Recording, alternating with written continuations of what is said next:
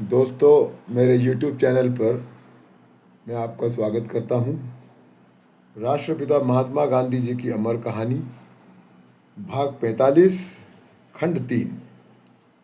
अभी तक हमने जाना कि दक्षिण अफ्रीका से भारत आते समय बापू मॉरिशस में ठहरे और भारत आकर कुछ दिन घूमने के बाद 1901 में कांग्रेस के महाअधिवेशन में कलकत्ता गए और वहाँ की दुर्व्यवस्था के बारे में बताया। सर फिरोज शाह मेहता से मिले तो उन्होंने कहा, गांधी, तुम्हारे प्रस्ताव के बारे में कुछ नहीं हो सकता। जब तक हमें यहाँ सत्ता नहीं मिलती हम दक्षिण अफ्रीका के लिए कुछ नहीं कर सकते, परंतु तुम्हारा प्रस्ताव तुम महासभा में रख सकते हो। अब आगे कारकुन व बेरा। बेरा शब्द का मूल शब्द अंग्रेजी में है जो बेरर होता है, सेवा चाकरी करने वाला, लेकिन कलकत्ता में किसी भी नौकर को बेरा कहते थे। बापू लिखते, महासभा के लिए अभी 2-3 दिन थे और मैंने ऐसा निश्चित किया था कि यदि वहाँ कुछ काम करने को मिला तो उसका अनुभव लूँगा। जिस दिन मैं कलकत्ता पहुँचा उसी दिन स्नान वगैरह करके महासभा के कार्यालय में गया। श्री भूपेंद्र नाथ बसु और श्री घोषाल, ये सचिव थे वहाँ, उनके पास गया और काम देने के लिए कहा। श्री बसु ने मेरी तरफ देखकर कहा कि मेरे पास काम नहीं है, शायद घोषाल जी आपको काम दे सके। मैं घोषाल बाबू के पास गया। उन्होंने हंसते हुए मुझे देखा और कहा, मेरे पास कारकुन का काम है, आप करेंगे? मैंने कहा, मेरी ताकत के अंदर का जो भी काम है मैं करूँगा। वे बोले, यही ठीक भावना है। और उनके पास जो स्वयं सेवक खड़े थे उनसे कहा, सुना इस युवक ने क्या कहा? फिर मुझसे बोले, ये देखो मेरे पास पत्रों का ढेर है और सामने कुर्सी है, उस पर बैठो। मेरे पास रोज सैकड़ों लोग मिलने आते हैं, अब मैं उनसे मिलूं या इन पत्रों के जवाब लिखता बैठूं? तुम उस कुर्सी पर बैठो और इन पत्रों को पढ़कर इनको पत्र मिला का जवाब लिखकर भेजो और जो बेकार हैं उनको फेंक दो और जिनका जवाब मुझसे पूछना हो वो पूछ कर लिखो।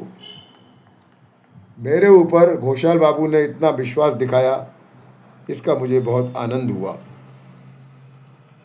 श्री घोषाल बाबू मुझे जानते नहीं थे, जान पहचान का काम उन्होंने बाद में किया।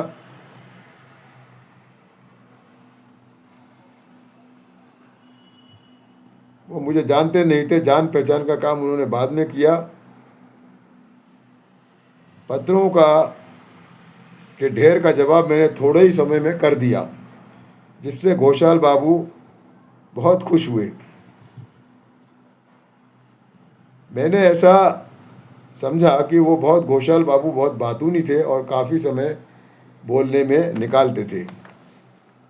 बाद में जब उन्हें मेरे बारे में पूर्व जानकारी मिली तो इसका उन्हें बहुत अफसोस हुआ और उन्हें लगा कि उन्होंने मुझे कारकुन का काम दिया, लेकिन मैंने उन्हें निश्चिंत किया।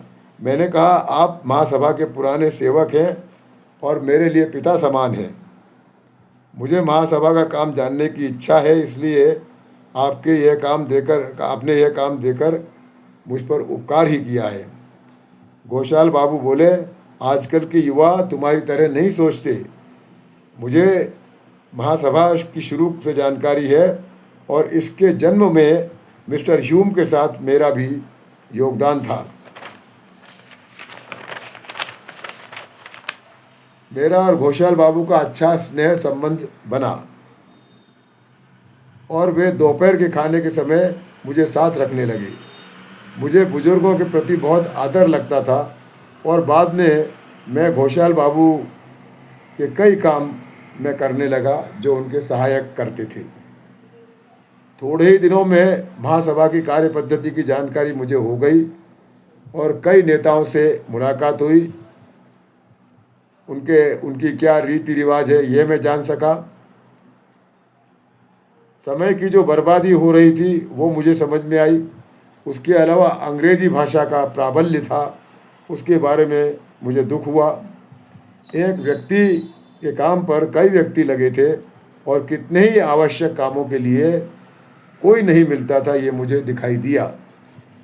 मेरा मन इन सभी बातों पर आलोचना करता था, पर उदारता के कारण ऐसा सोचता था कि शायद सुधार करना संभव नहीं होगा, इसलिए किसी के बारे में भी अनादर नहीं लगा। और अब अगले भाग में आपका बहुत बहुत धन्यवाद।